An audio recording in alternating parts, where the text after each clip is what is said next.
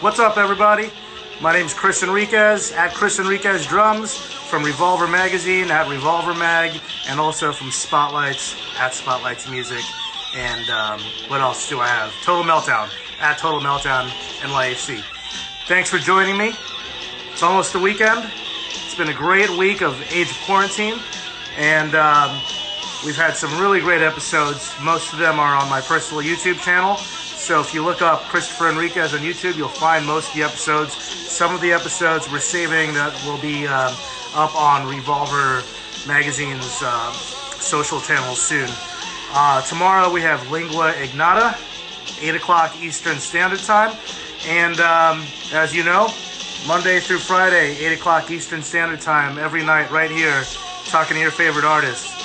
Speaking of, tonight, I get to speak to Childbite, Shawn, the lead singer of Childbite. Great fucking noise band. Call them what you want, punk rock, noise. Just a solid band, especially keeping that sound alive in 2020. I mean, there's just a lot of throwback stuff that I hear in there. A little Unsane, little Jesus Lizard, a little bit of everything, man. But they do it in their own way. They've been doing it for 15 years. They've been around for a while. Jeez. 2005 doesn't seem like too long ago, but yeah, man, Childbite are a fantastic band. They have a record out that came out in 2019. I'm sure their touring efforts were unfortunately affected by that, so we're just doing our best here on the St. Vitus Instagram to give everybody an opportunity to interact, let people know what they're up to, but definitely check out Blow Off the Omens. It is a fantastic record. We're just hanging out right now waiting for Shawn to join us, and as soon as he joins us, we'll have him pop up on the screen. All right, Childbite has joined the chat, so I suspect he will be popping up on the screen. Let's see, I'm going to try to send him an invite. All right, let's see what's going on here. There he is.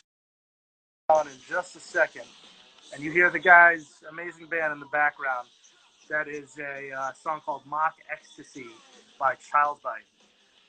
Hey, what's up, Astral Light 33? Thanks for the good looks. Hope you're all doing well out there. We're sort of starting to get back to normal life slowly but surely. All right, wait, looks like Shawn is about to join in. It's going to start rambling there, which I know none of you guys want to watch that. Shawn, what's up, man? Hey, how you doing, man? I'm doing good. It's interesting to see your face. I feel like we've been talking for a very long time online, and I missed the last show that you played at St. Vitus, and yeah, just bad luck every time. So it's cool to finally match the face. Yeah, for sure, man. Yeah, Back at you.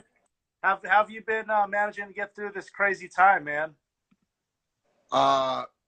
It's been all right. Really, for me, it's actually been kind of different because we were on tour when it happened, and then so I got home, had a little bit of time of nothing going on, and then it was like, well, I better figure out some way to get some money right now. And so I, because I was planning on just being on the tour for quite a bit longer, I ended up coming across a job at a dispensary and started basically being a what they call a bud tender. And I was just working there, and I don't know if anybody knows, I don't have a lot of history with weed. I've like tried it here and there. I was generally more of a beer guy or whatever, but then I was like, well, I'll try this. I was going to deliver for them, and then they're like, no, we'll have you work here, like basically going out to the customers in the parking lot because they weren't letting people inside.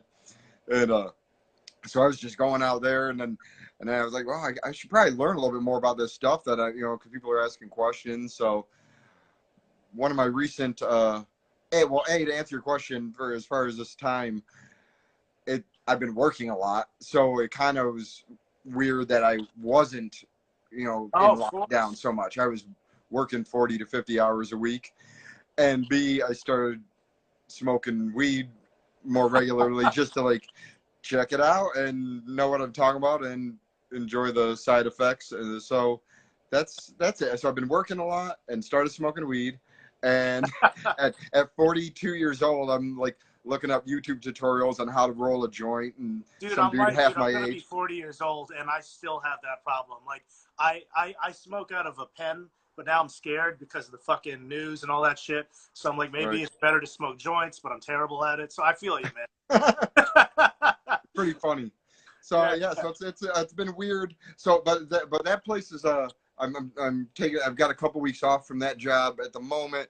So I've now I feel like I'm catching up with everybody else with getting a little stir crazy thing, because I've just been home the past couple weeks. Yeah, yeah. What were you on tour on? Were you headlining, or were you on tour opening for somebody? We were on tour with the band Today's the Day. Oh, dude, come And on now. Are you kidding me? Everyone knows today is the day. Jesus yeah, Christ. and That it was band had awesome a million members. yeah, right. And it was actually really awesome because just the nature of our band, it's the type of thing where we can kind of fit in everywhere, but we don't always fit in as much as we'd like. And they were a band that were like musically, I feel like if somebody's coming to see them, as opposed to like if we're like touring with more of like a straight hardcore band or like or a Straight more metal band, Yeah, yeah. sometimes it's going to be hit. We know a lot of the people watching, it's either going to go over their head or just not going to be their thing. And that was kind of pretentious to say it would go over their head, as if they can't get it. No, I it's just get it. not going to like resonate with them, maybe if they're more into something else. But that was one of the things we were most excited about was the Today's the Day thing. We're like, this is a perfect fit for us. If you like them, you're quite possibly going to like us. So, absolutely. That's a good one. Yeah. Yeah, Yes. that was the last one of the last shows. That was the second and last show I saw. Was Today's the Day before the pandemic. Was that at Vitus? No, it was at Market Hotel with the Obsessed. Ah, yeah, okay, yeah, because I know they did. It was the same tour for them. They did like a week with the Obsessed, and then we took over the Obsessed spot like the next day. Okay, that's funny. That's the same tour that I saw. Well, yeah, they were doing that. Yeah. Are you you're in Detroit? Yeah. Okay, that's what I thought. Are you originally from Detroit? Suburbs of.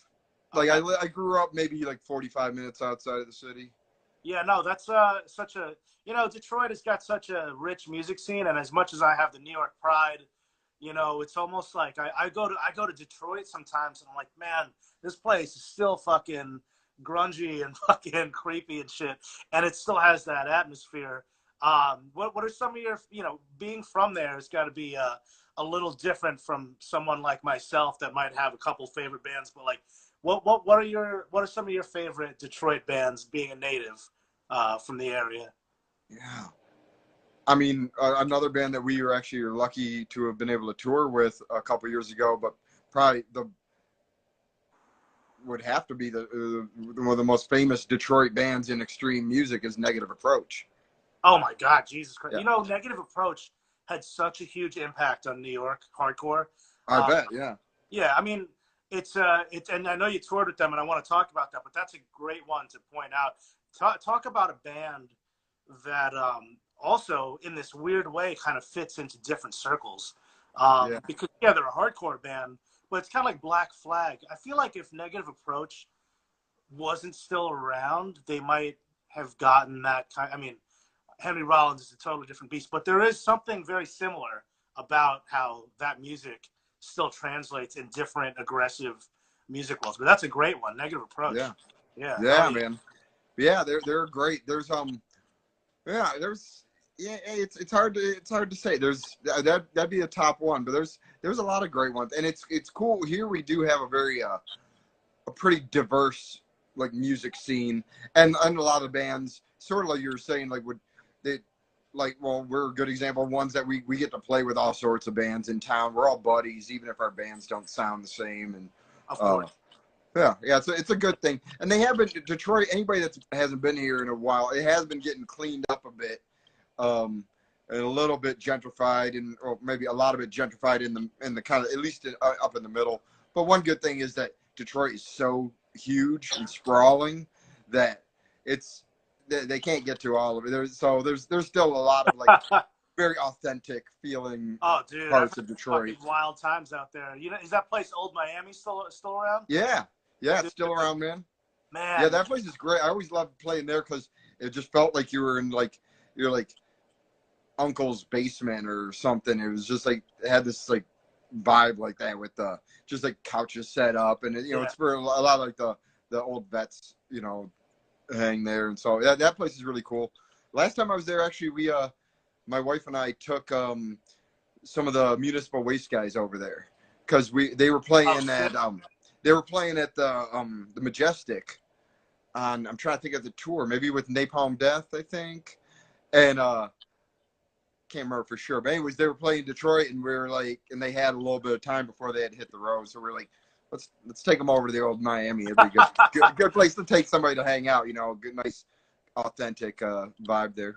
Yeah, hell yeah, man. That place was for a bunch of Brooklyn, New York guys that thought that we went there for a wedding, and we rolled up there like, oh, we know crazy shit, you know. Man, we didn't know crazy shit until we walked into old Miami, dude. I remember meeting we met some people that just got out of jail that were like reformed skinheads, and they were in jail for selling meth. We're like, what the fuck? And it was like half hip hop party and then half like bunch of freaks, which is kind of like New York, but I was like, whoa. I mean, that's got to have an effect on the music that comes out of it.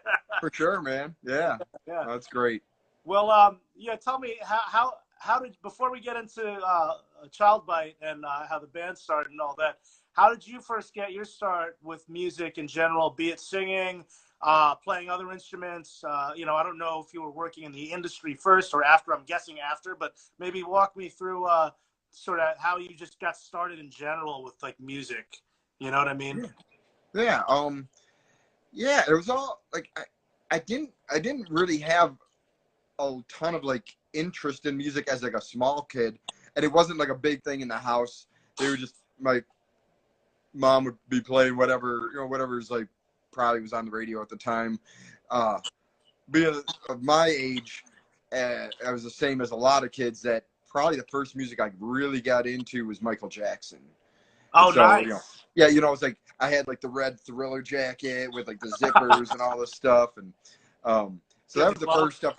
Man, I was like, I remember, it's funny, like I like horror movies and stuff, and but I remember for whatever reason the part that would scare me in Thriller was not any of the zombie stuff, and not even the werewolf when he was running around, but it was when he was turning into the werewolf, and it was something about the eyes. Because there's that part, if you can think of that video where he's like transforming and he's like ducked out. Yeah, I was about to say like, too. Yeah, like Michael, and then he just looks up and he's like, "Go away!" and that I would have to hide behind the couch while that played, and then I'd come back and watch the rest of the 25-minute video or whatever it was. So I got into music a little bit from that, at least the initial interest in it, and then I think it must have been like 6th, 7th grade, started like finding out, you know, just exploring a little bit. I feel like I've got a kind of a shitty brain as far as memory. It doesn't serve me well, but I remember getting AC/DC Back in Black cassette and listening to that, and then very quickly moving on to thrash. And I think it was also the time of the Black Album, so that was just like. So, like, once I was, like, I don't remember, maybe 14 or Oh, you talking about the Black Album by Metallica? Yeah, so, yeah, Metallica Black Album. Yeah, I went from, like, one Black Album to another. But, so that was when I was, like, full-on into, like, heavy music, is getting into Metallica and Headbangers Ball. The Gateway, Yeah, and so I was getting into that from that, and at the time, the magazine that they had in stores was Metal Maniacs. So I remember Metal Maniacs. Yeah, so I kind of like, that was also a thing. I think I'd be riding my bike up to the liquor store to get my comic books, and then I'd start to see these like magazines. I'm like, oh, I wonder what that's about, kind of thing. Yeah, and at the same time, they'd have like a little video rental section, some VHS tapes off in the corner. It was kind of a weird thing, like pre-Blockbuster, where like you could rent from just random places. They'd have like a shelf of like 30 movies or something. And so I remember getting into metal through that stuff, like magazines and MTV. And at the same time, it wasn't friends of mine, but I'm the oldest sibling of my family, so I didn't have anybody older. but my friends' older siblings would kind of, for whatever reason, try and help guide, show me the way. And I remember 2 different ones got me into the hardcore punk stuff. Fuck yeah. Because I'd be over there and I'd probably be probably wearing like a Metallica t-shirt, like Unforgiven, or something, something pretty pedestrian. Yeah. And then they're like, hey, check out Black Flag, check out this Misfits 45, check out this Dead Kennedys cassette. Go back in time. Yeah. Yeah. And at the time it felt like 2 different worlds. Like I mean, naively, and when you're younger, like, I guess there is some truth to it that like a lot of people were into metal or they're into punk and they wouldn't like go over from one side to the other. But then I'd start to see stuff that those bands liked each other, or at least that the metal bands liked the punk bands. Right. Like how you'd they see, kind of coexist. Yeah, well, yeah, you'd see. I mean, the first and probably biggest obvious example would be Garage Days record where they did those Misfits songs, and that was kind of like, as like a kid, I'm like, whoa, that band sounds totally different, and they like them, and Cliff Burton wears the shirt and stuff, and and there's that, but it wasn't isolated, because then you'd see pictures of Carrie or of Jeff Hanneman, and he'd have a Dead Kennedy sticker on his guitar. He was a fucking hardcore guy. Yeah. Yeah, and then you'd start listening to stuff a little differently, because it sounded quite a bit different to me. But then you're like, oh man, that really fast like tremolo picking on the punk stuff, or like on a Dead Kennedy song that's almost kind of surfy or whatever. Yeah. It's like, oh, that's pretty. That if you tuned it differently and ran it through a different rig, that could sound like Slayer, And it was cool to like kind of realize all that, get into it that way. And so pretty much by then, and at the same time, it was also the time of, Nirvana and the whole Seattle thing exploding. So I was into all that. Melvins and all that shit. Yeah. Nirvana got me into Melvins, and because I think like Kurt like produced. Oh shit, was it? Like, he did. He produced Houdini. Yeah. Yeah. And so that got into it from that, and so then I was off to the races as far as like now I know what I want to do. And at the same time, I was also the more artistic leaning of my friend's circle. So I was like the kid in the art class, and so it just came naturally. Like, oh, we're gonna make a tape, we're gonna record a tape. Somebody's got to make the cover, and everybody just looked at me. So I was like, okay. And then we had our first show, and it was like, we gotta have a flyer, and okay. He was a visual guy, yeah. Yeah, so I kind of just like started on both that like kind of parallel path at the same time, and kind of still on that path in some weird way. Yeah, I wanted to ask you about that, but how did was Child Bite the first band that you sang in?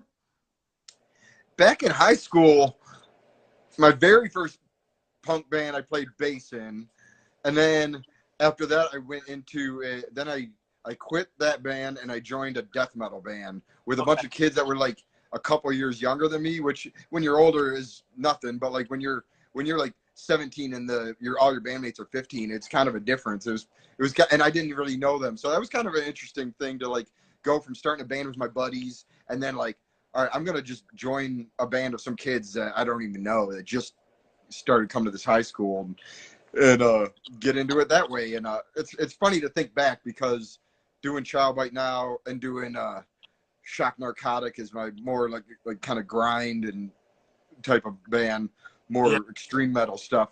It's very much reminds me of back when I was like 15, 16 years old, like do some punk stuff, do some metal stuff. That's great. That's the thing. It's timeless, It's timeless. Yeah. No, it is true, and I think it's funny. You more and more over time, you realize really how formative those early years, like the stuff that you get into, it sets you on a path that like is going to be with you for the rest of your life, whether you stick with it or not. It's still going to be like part of you. So yeah, I sang and stuff in high school.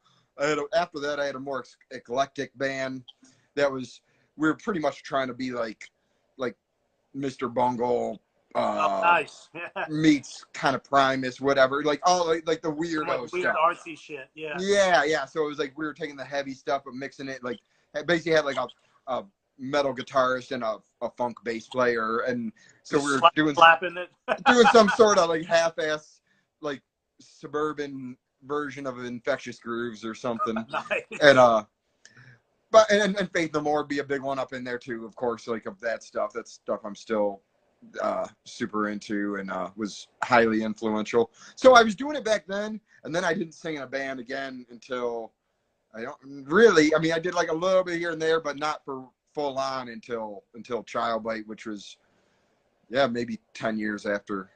Yeah, that was in 2005. You started the band in 2005. Yeah, but, How did it turns out? By the way, I didn't know this until a couple weeks ago. I feel bad even admitting this, but apparently I used to play shows with Shawn from your band back in one of his other bands. Gotcha. I wish I could remember what band it was. He's gonna kill me. We were talking online, but yeah, he had two bands that he was in previously to Child Bite. The first one was called Waffle House, and the next one was called Rescue.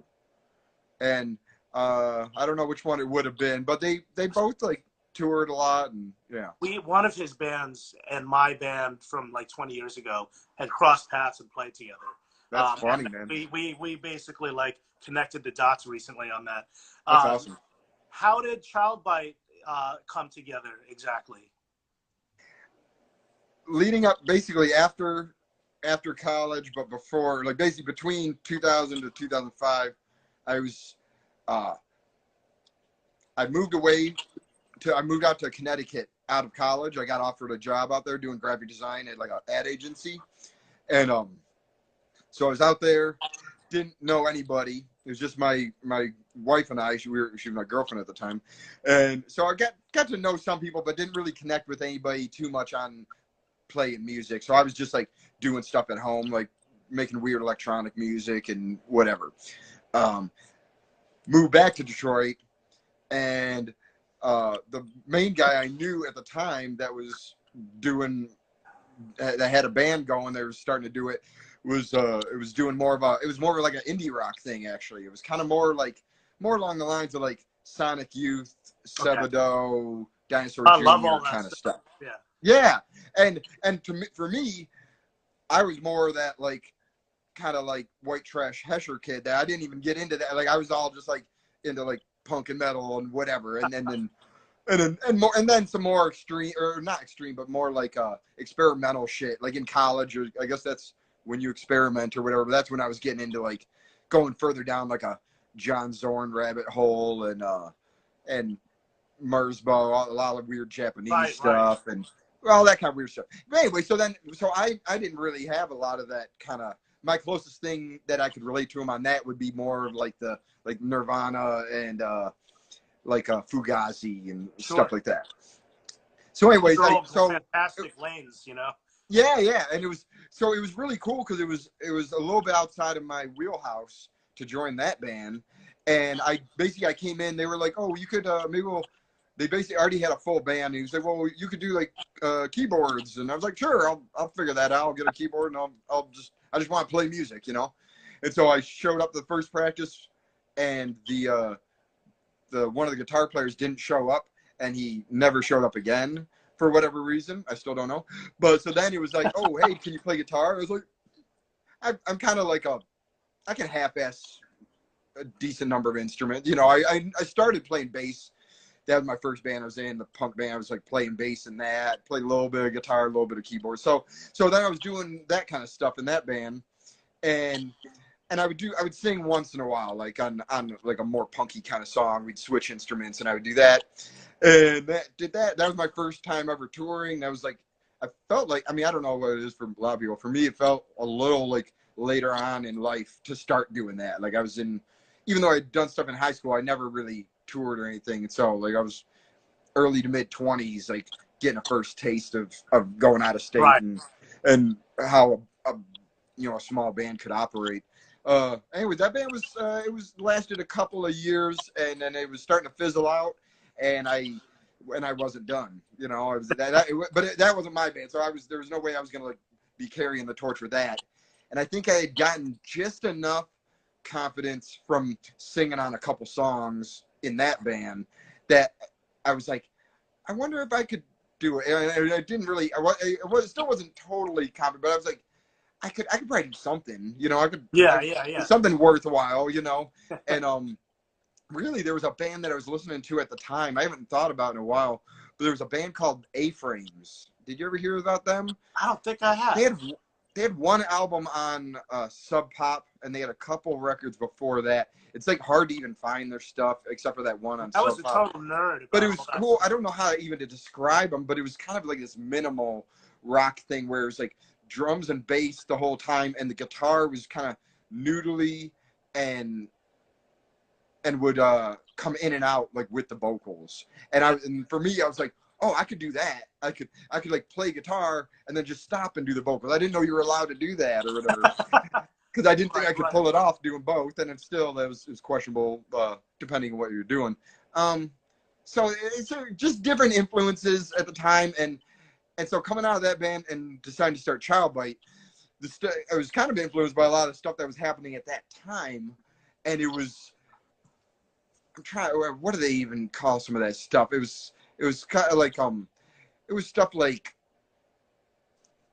it was the really, and I didn't even realize it, but I think they were kind of an influence at the time a little bit. Would be like a band like Arab on Radar, but yeah, great band. But other stuff like La Savvy Five, and there was a Michigan band that was called Whirlwind Heat that was really cool, and I think Jack White produced one of the records. A lot of the stuff that was super kind of like skronky and angular sounding. Right. And I was doing, and there was a Detroit band that we were kind of buddies with called Thunderbirds Are Now. They were on that French Kiss label that La Savvy Five I just threw a party for French Kiss last year. It was like cool. It was like their anniversary. It's like, gotcha. Like, I don't know if it was 30 years or what. It was right. Yeah. Cool. But yeah, so I mean, at the time, you know, you think about like mid 2000s, as that stuff was really popping off. Oh yeah. So that was kind of the initial. It was sort of like realized, like I was rekindling my like more punk influences from before, but taking what I had learned from the indie rock band to like do something, integrate that, and that some of that stuff I was just listing off was kind of like the seemed like the new wave of what punk sounded like at the time. You know, it was like, this is what punk is now. And so I was like, all right, well, let's, so it's kind of like taking old influences. A lot of it was like, see, because if somebody goes back and listens to the early Child Bite stuff, it doesn't sound like what we do now. And it's probably goes to, it's the same for a lot of bands. Negative Noise was my first introduction. Gotcha. To the band, and I heard a lot of, you've heard it all, the comparisons. Everyone says like Unsane, Jesus Was. I heard a little in your vocal delivery at times. I occasionally would hear. I don't know if you were a fan of Dead Guy. Dead Guy, they're one that I have not spent enough time with, so I'm gonna go back. So good, yeah. This guy Tim Singer. They were around when Unsane, and they were in the '90s, but they were short-lived. They put out like two records and then broke up, but I hear that a little bit. Yeah. Cool. Your vocal delivery, yeah. Gotcha. And I think with most vocalists, maybe you start out trying to do something, and a lot of it though is just like whatever you're born with, whatever your throat. So I think it's a combination of things, but I'd venture to say that my vocal style is most influenced or has been inspired by like stuff like Jello, somewhere between Jello and Odorous, which is kind of funny, but like that's what I hear if I had to like. Well, no, somebody commented, Dave Brocky. Yeah. No, that's the second person that mentioned that, which I didn't even think about, which is funny, and it makes sense now that I think about it. But Jello too, I didn't even think about that. The Jello Biafra thing is definitely there. It's cool, man. I just was mentioning in the intro before you joined, like, I grew up on a lot of noise stuff. A lot of the shit that we just talked about, Jesus Lizard, Unsane, Swans. It was a lot of crazy shit in the 90s in New York, and it's cool to hear a band like Child Bite kind of doing that today. I mean, it's not like there's no one doing it, but it's just cool and refreshing because it's something that's very familiar to me. And that is a timeless sound, I feel. It's like kind of that off-kilter, weird punk stuff. You always need that for those people that are just into more of the straightforward stuff. You know what I mean? Like you were saying, Yeah. like we might have grown up and heard some thrash and some hardcore, but then you like take this like weird left turn. And for me, when I saw Jesus Lizard at Lollapalooza, I don't even remember who they played after, but it was definitely not like anything I ever seen before. And then later on, I was like, oh, it's kind of like a Black Flag thing, but not really. You know, so you guys definitely like, for lack of a better word, keep it real for the for that kind of vibe, you know, which is great. Yeah, it's I mean, it's so important to try to do something original and do it like and true to yourself, you know, of course. So it's a hard, I think it's a harder path for bands that like don't fit in somewhere because there's not like an already existing lane for you to really go into. For people that are like not sure, you know, just sometimes people are just kind of like unsure of if do I like this or not, you know, I don't is this cool. But I think at the end of the day, it's going to be more rewarding, and the people you do connect with, it'll be a more think too. It challenges them. It's you guys are one of those bands. It challenges people. If you're watching, like, you know, you played with a lot of bands, big and small, but like if you're at like a Super Joint show or a Down show, and then you guys come on to an average person that might be there, it might give them something to think about, whether it's good or bad. It's something challenging, and that's empowering in a way. You know, when you think about how that it can impact somebody from getting into other types of music or different types of art, you know? Yeah. So I wanted to ask too about the creative process, because you guys put out an insane amount of records between full lengths, singles, splits. 2005 doesn't seem like that long ago, but I guess that is 15 years. Are you guys just always writing? What's the creative process like with you guys? Yeah, no, we aren't always writing, not as much as we'd like to be. And the creative process actually has been kind of changing. For a long time, it was very much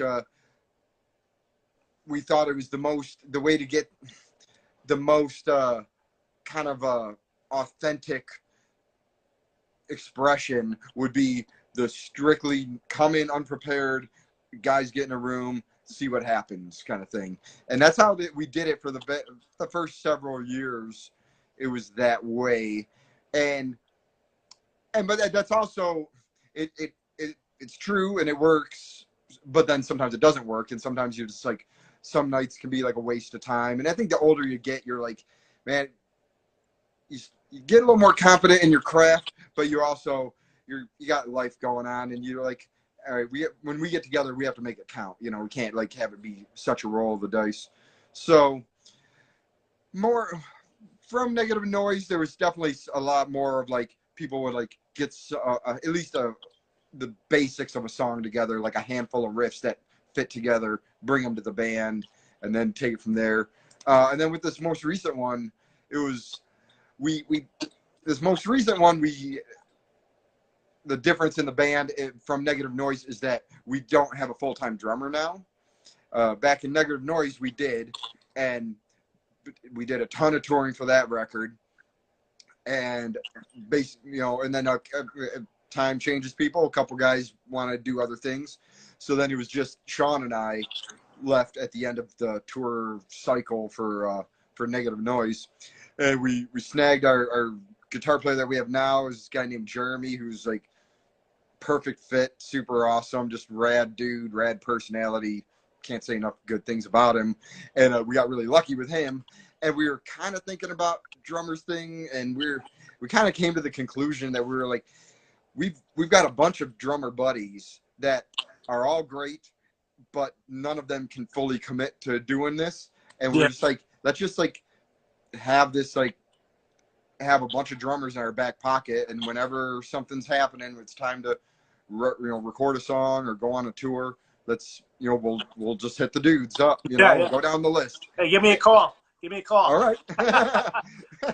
It's good that we can always use more. And so this one was the only thing we were a little trepidatious going into it was the fact that we didn't have a whole group of guys to get in a room together, and that's what we were kind of, for the most part, used to doing, even if we were bringing in some prepared bits and pieces. So we tried to approximate that by just getting all these different dudes, be like, hey, drummer number 1, you want to get together on Monday? Hey, drummer number 2, you want to get together on Tuesday? And we just had like maybe a dozen or ish different sessions over a month with like, it was the rest of us were the same, but it would be a different drummer in there. And we were just like, all right, let's work on riff number 8 and see how it goes. And we'd recorded a shitty little demo. So we did some of that, helped out a little bit.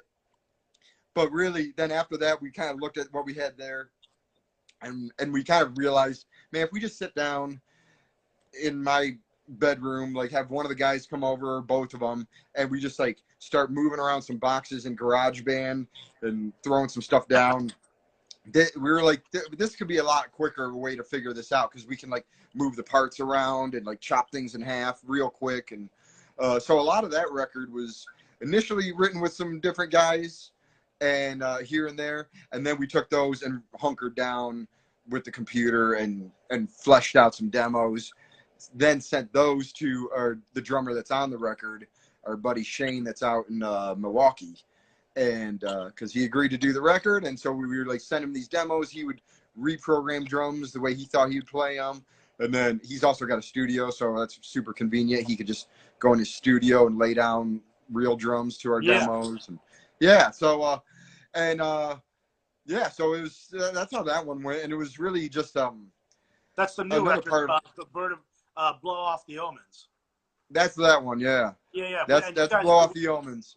And a big part of that, part of our process that we've always had too, is that we'll, I don't know about you or the people you know, but we'll procrastinate and we'll take as long as, we'll take the full amount of time that we have to work on something. And I'm always nervous about things taking too long and being a waste of time, and your life flying by, and before you know it, a year's passed by. So something I've done on a lot of the Childbite records is, and I did it on this one too, is before we even had one note written, I booked the studio time. Oh, to like light a fire under your ass. Yeah. And with enough time out, so I think I'm pretty sure it was like December, I booked us studio time in, I think, April. So we had a good like 4 or 5 months to like, all right, guys, that's when we're recording our record with Steve Albini. So pressure's on. Let's make it happen. Working under pressure, I can relate to that. I was going to ask you about Albini too. That's at Electrical Audio in Chicago. Yeah. What was working with Steve like? He's worked on so many records that I'm sure influenced you guys based on what we talked about already. Nirvana, Jesus Lizard. I'm sure he did an Unsane record at some point. I could be wrong, but I think he did do something with them. I don't think it was one of their full lengths. I asked them about it when we were on tour with them. I think they recorded something. But yeah, man, he's obviously like one of the most legendary engineers in the country, if not the whole world. Shellac, Yep, Shellac, Neurosis. He just did those Sun records. So all sorts of crazy stuff. And I had actually, with that indie rock band I was telling you that I used to be in, we did a record with him. So this was my second time going to Steve. Oh, okay. Yeah. And so I'd been there, and it was just, so from that experience, I knew that he's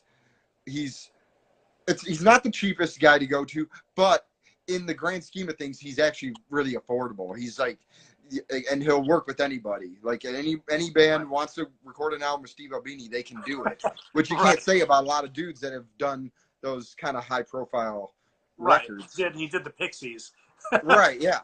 So I knew that he works fast. He's all about like efficiency, but he's got it all down. He gets a great sound. It's going to sound great, and it's only going to take a couple days. So we knew about that going in, and it's just I don't know. He was cool, man. It was he's got his own quirky personality. I don't know. I've seen some videos and things of him recording. It seems like he's got his own thing going on. Yeah. Was he wearing the weird that outfit? Does he wear that outfit when he's working?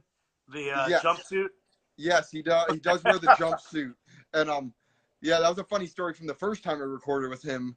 He would come in and he'd be wearing like the navy blue jumpsuit or whatever, and when you're walking around the studio, you'd see different jumpsuits hanging up throughout the place. Right. And then I think It's it like was his the work second outfit. day. Yeah, the second day we got in there, and he walked in. He was wearing this bright red one, and he sat down. And he's like, "Cat pissed on my suit, so now I have to wear the clown outfit." We're like, oh. And it's just funny that it's like, "Oh, you have to wear it." You're like, "I guess you have to." Like, it puts him in his zone or whatever. But it's appropriate. It's a funny thing where he's adamantly does not want to have creative input. He does not want to be called a producer. He's an engineer, and I think that's part of his thing. He wants to he dresses up like a mechanic. He's like, "I'm there to do this technical job as efficiently as possible, and that's it." All part of the thing. Yeah, I've read interviews where he compares himself to a plumber, where he's like, you know what, like I show up, I do the job, I guess so. He kind of the aesthetic, I think, in my non-experience from an outsider, always to me felt like maybe he was trying to have some kind of aesthetic to go along with his attitude about work. But Right. so is that true that he doesn't really put in too much input, or does he put in any input, or is it just recording? He'll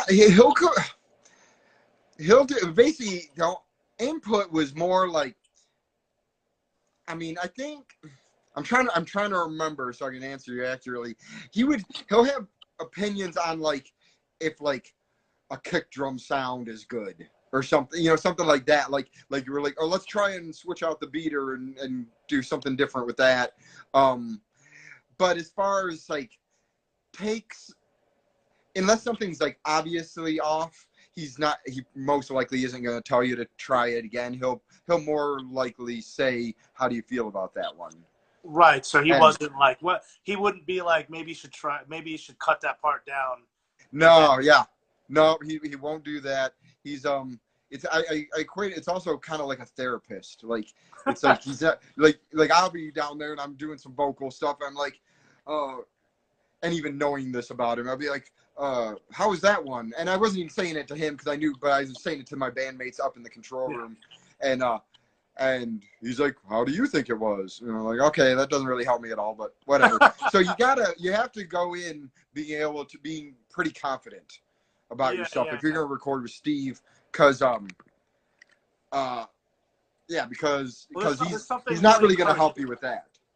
Yeah, that's fascinating. I always wanted to know from somebody that had gone and worked with him, and that's some interesting stuff. What about the process, with the visual stuff? Like you were talking earlier, you're really the guy in charge of that. What goes into the creative process when you're creating the artwork for your albums and your merch? I'd love to hear a little bit about that, since that's a huge part of your your guys' thing and your identity. Yeah. It is. I am the art guy in the band, and it is very much. For the most part, it's just I'm kind of shooting from the hip, and it's depends where my head's at that time, and where I'm at, what kind of art I'm interested in doing at that time. Like with Negative Noise and some of the stuff that led up to that one, I was on a full-on illustration kick, and so any posters I was doing for bands, and really that's how I got into doing the illustration. I was doing more collage stuff before that, and then I started getting into doing the screen printed posters for bands, for shows and tours.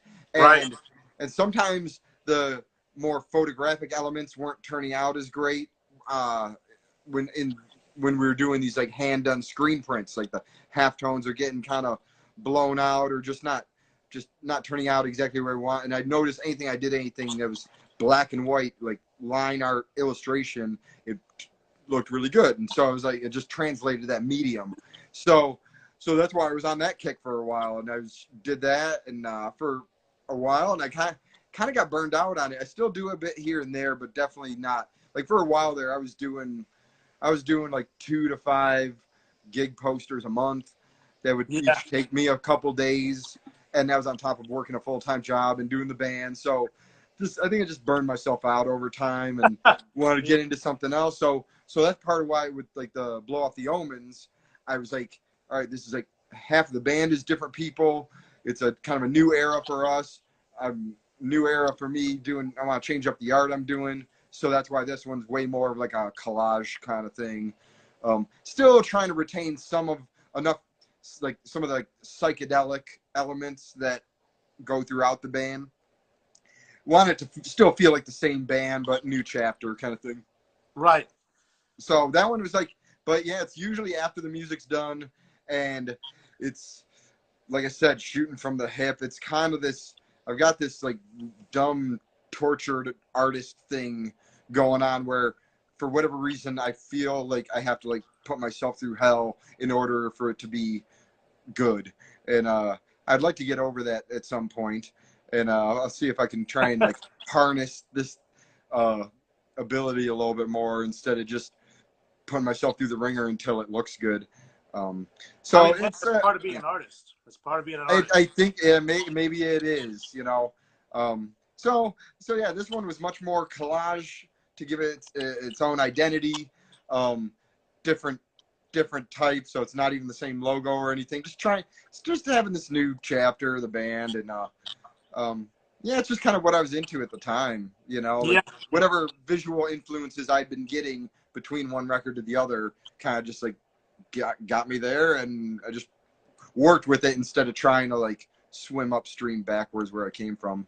No, it's amazing. I think that's such an important thing when there's a consistency, which not all bands have. Some bands they go to different people, they hire artists, but I was thought fascinating. It's kind of like John Baisley with Baron S and Jacob Bannon with Converge. It's cool when you see and hear about people kind of taking it into their own hands, and especially a vocalist, because you know what you're singing about, you know what you're trying to get out there. So there's just a good connect between the two, I feel, when you have someone doing that.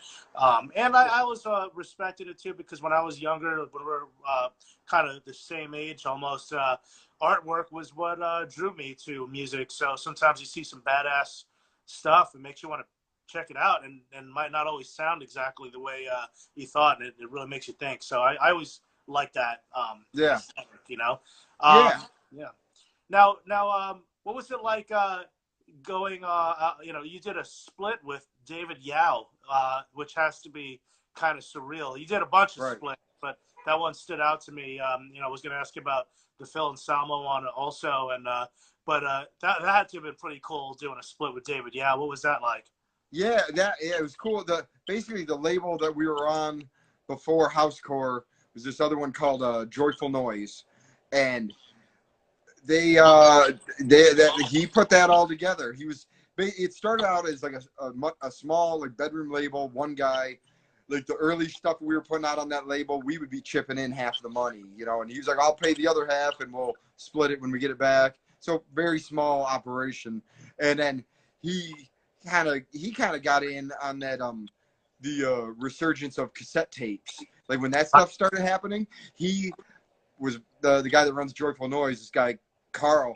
He was pretty smart. He would basically hit up other labels that he knew that had bigger bands that he was into, and this was for the most part in the indie rock world. It was like the examples that come to mind were the bands of Montreal and Deerhoof, and I know he would hit up the labels that had them, and they were putting out like CD and vinyl and digital, and he'd be like, hey, could I put out that album on cassette on my label? It would be super limited and blah blah blah blah blah. And they're like, sure, go for it, knock yourself out, we don't want to fuck around with tapes. And so he did that, and that built up his label to what it is now, which is a bigger operation. And so anyway, somewhere in there, he was doing stuff. He put out David Yao's solo record, which was like the super weird lo-fi like bedroom recording thing. Totally. It's super weird. He put it out on like like a version of it came out with like a cinder block that he like David Yao like made concrete blocks and they shipped them out. It was pretty wild. And so around that, I think it was part of the promotion of that record was they were going to put out a single, and he made it. It was like this short-lived series that the label did called Cause and Effect. So there was like and it'd be like a smaller band paired with a more influential artist that they may have influenced them. And so yeah, that was the one that he was trying to figure out who from his roster to put with David Yao, and we were the natural fit.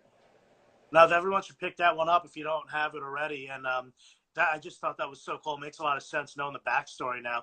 Well, let's talk about housecore. We're coming down to the 10-minute mark here before we get kicked off. But kudos for having made it this long without asking about Phil Anselmo. Oh, and you know what? I just you guys have a rich history. You know what I mean? I'm happy to talk about it. I just like more often than not, it's what people want to hear about. Yeah. Let me give some shout outs to people too. Get in there. But we got Stacy Gurin. Child Bite is my favorite. Once I heard it, I was hooked. Drink to Remember. What's up, Corey? Fond Fuzzy Memories of Unsane. Child Bite on the boat show. I'm guessing he's talking about the New York boat show. Yeah. Cruise. And we got a good shout out from the right angle. He's in another country. He's saying Shawn and the gang really give back to the music community for opening bands. I guess you had hooked up his band when you were in his country. Gotcha. Yeah. Awesome. Yeah. And thanks to everybody for watching and for spending your Thursday night with us. It's really awesome. So tell me a little bit. Well, let's talk about it. I mean, I didn't want to spend too much time, talking about Phil because I'm sure that gets old. Yeah, no, I'm just fucking around. Yeah. How did you end up on housecore? How'd you end up working there and all that? And I'll let you know when we're at the 5-minute mark because I have the same question that I ask all my guests, and I want to ask you that question before Instagram kicks us off. But for sure. It's I'm the long of the short of it is I'm good friends with Phil's wife, Kate Richardson, who runs Housecore Records. We grew up as friends in high school, going to shows together, and whatever. I remember gone to see Mr. Bungle together and shit like that. Back in the mid '90s. So we were just good friends back then, and then lost touch over the years. Whatever, like living her life, I'm doing my thing, and she ended up seeing that I was starting to do posters, like I was talking about, and then she was like, hey, maybe she hit me up on like Facebook or something, like, hey, how you doing? Maybe I could have you do a poster for my partner's band. And it was like, oh, who's that? It was like, oh, it's Phil. Like, oh, okay, interesting. So the very first thing I did was an Arson Anthem poster. They did like a short run of shows for the last record that they did. So we did that, and I wasn't, I was like still, even at that time, like Childbird was still like way more into the kind of scronky kind of Devo meets Dead Kennedys realm, and didn't really seem like we would be like, I wasn't really even connecting those dots. But over time we were starting to get like, basically because certain members would leave the band, and I guess it's just like anything, your band is into whatever, like the Venn diagram of all the dudes in it, and as the band progressed, we started to get more into doing some like heavier stuff. And I think we had a dumb joke at some show we were playing on tour, and saw somebody with an anal cunt patch on their jacket, right, with you did the AC. Yeah, so they just had the AC, and I was like, oh, it'd be funny to make a CB, it'd be like cunt butthole for Child Bite, and maybe we'll just make a sticker of it or something. And we tend to, and sorry, his battery, he's running low. We take these dumb jokes and kind of like push them as far as they go. And then we were starting to be like, ooh, what if we recorded some anal cunt songs, like, right? And then I was like, well, all right, we could do this, but maybe we'll get like a guest singer, because I didn't think I would do a good job at that type of vocal. Right. And so then my brain went straight back to the mid '90s, maybe 1996, and I'm remembering that that Great Southern Trendkill had guest vocals by Seth Putnam, from Anal Cunt. I remember just reading it in the CD. And I also remember that same year, the Anal Cunt record, 40 More Reasons to Hate Us, I believe it was called, had guest vocals by Phil. So just like, that was just a little nugget in the back of my head that, oh, these guys must be buddies. And then fast forward 20 years or whatever it was, I was like, well, my friend Kate might be able to, at least get him to like listen to it. So we recorded the Anal Cunt songs, sent them to Kate. We ended up opening for Down at a show in Pontiac, Michigan before we met Phil. And then that night he came up to me like in the green room and he was like, hey, I heard the Anal Cunt songs. I'll do it. Sounds good. I was like, okay. Wow. So He's great. I met him a bunch of times. I love Kate and Phil. Yeah, hell yeah. No, she's the best. He's awesome.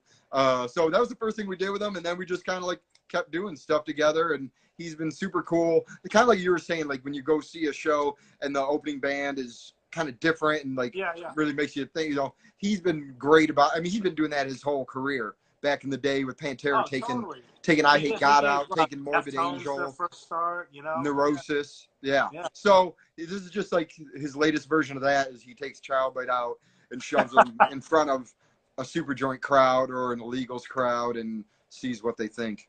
It's not a bad place to be. Phil came to St. Vitus and with the Illegals, and they did a whole bunch of Pantera songs, and I fucking lost my shit. And I was in the middle of a conversation with someone. And I was like, I have to go mosh. Yeah. Not to name drop, but I was actually in the middle of talking to like Charlie Benante or something, and I was totally fanning out. And then I heard like something off of Vulgar Display of Power, and I just fucking went for it. And those songs stand the test of time, and they have that power. And especially with the brothers being gone, there like so many people were like, I'll never see anything. I'll never be able to hear those songs live again. I'll never be able to run into the pit when I hear some song off Vulgar Display Power again. So it's really cool that he's bringing it back for people and giving them a chance to like, experience that again. Yeah. Before I ask you my final question, Andrew from the Dillinger Compound wants to know, when will we hear new Shock Narcotic music? Yeah. There is more Shock to come. We're just it's a side band, so it's not anybody's main priority, so it tends to like just get set aside a little bit. And now the ball is in my court because Jeff Tuttle, the guitarist from Shock, who a lot of people would know from his days in Dillinger, he writes all the music and then hands it to me to do vocals. And we've got 2 new songs that post the album that we already put out that we've performed a couple times last year. Those will be on the new record. And then he's got another maybe 5 or 6 that instrumentally are done. And now I've got to like dig in and record some vocals for them. We haven't recorded, they're just demos. But so I would say new album is 50 to 70% written musically, and I gotta start taking this quarantine seriously and get some fucking shit done, and then we can have a damn new record out by the end of it. Well, there you have it, Andrew. All right, so like I said, Instagram kicks you off, so hopefully we'll get you to finish your answer before we just completely lose each other. But I always ask everybody, if you're stuck in the pandemic longer than you want and you only get to keep 5 records, what are they and why? 5 records. Yes, and if we get cut off and disappear, thank you for joining us tonight. I'll just give you something quick off the cuff. Some sort of Best of Goblin album, like you got like the Tenebrae on or there. Some sort of Best of Goblin, because it's hard to pick, one. Maybe, I brought up Mr. Bungo. I've got, Disco Volante tour, so let's go with Disco Volante. Yes, you got 2. First band I ever saw live, I went to go see Metallica, Guns N' Roses on that tour. The opening band was this band I'd never heard of called Faith No More, supporting their record Angel Dust. And that's still one of my favorite records. So sorry, Mike Patton gets a double doozy there. Oh, what's another one? I'm just gonna really go off the cuff and go from that same era, Pork Soda. Oh, Primus, yeah. You can't go wrong with Pork Soda. That's a total put my headphones on, mowing the lawn kind of record. And one more. Ooh, how about the most recent Voivod record? I know that might sound sacrilegious because Voivod, their history, but I feel like they're just